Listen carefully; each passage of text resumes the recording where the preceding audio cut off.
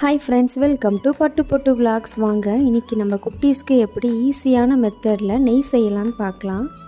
Daily காய்ச்சிற பால்லேருந்து ஏடை மட்டும் தனியாக எடுத்து இது போல் ஒரு கிணத்துல ஸ்டோர் பண்ணி வச்சுருக்கணும் ஃப்ரிட்ஜில். நெக்ஸ்ட்டு ஒரு குறிப்பிட்ட அளவு சேர்ந்த அப்புறம் மிக்ஸி ஜாரில் போட்டுட்டு நல்லா கூலிங்கான ஐஸ் வாட்டர் ஊற்றணும். ஐஸ் வாட்டர் போட்டு நல்லா அடித்து எடுத்துக்கிட்டு மறுபடியும் ஐஸ் வாட்டர்லேயே ஊற்றி நல்லா மிக்ஸ் பண்ணிக்கிட்டே இருக்கணும். இப்படி மிக்ஸ் பண்ணிக்கிட்டே இருக்கும்போது என்ன ஆகும்னா வெண்ணெய் மட்டும் தனியாக பிரிஞ்சு வரும். அதை மறுபடியும் ஐஸ் வாட்டரில் போட்டு அடித்து எடுத்துக்கலாம். இப்போ வெண்ணெய் ரெடி ஆகிடுச்சு. இப்போ அடுப்பில் கடாயை நல்லா ஹீட் பண்ணிக்கிட்டு வெண்ணெயை போட்டு நல்லா கலரி விட்டுக்கிட்டே இருப்போம். இப்போ நெய் தனியாக பிரிஞ்சு வந்துடும். இந்த ஸ்டேஜில் ஒரு பிடி முருங்கைக்கீரை போட்டுக்கலாம். முருங்கைக்கீரை போட்டோம்னா நல்ல வாசனையாக இருக்கும். கலரே பாருங்கள், நல்ல கோல்டன் எல்லோவாக இருக்குது. இது ஒரு கண்டெய்னரில் போட்டு நம்ம ஃப்ரிட்ஜில் ஸ்டோர் பண்ணி வச்சுக்கலாம். ரொம்ப சிம்பிளான ஸ்டெப்பில் ஃப்ரெஷ்ஷான நெய் ரெடி. நீங்களும் வீட்டில் ட்ரை பண்ணி பாருங்கள்.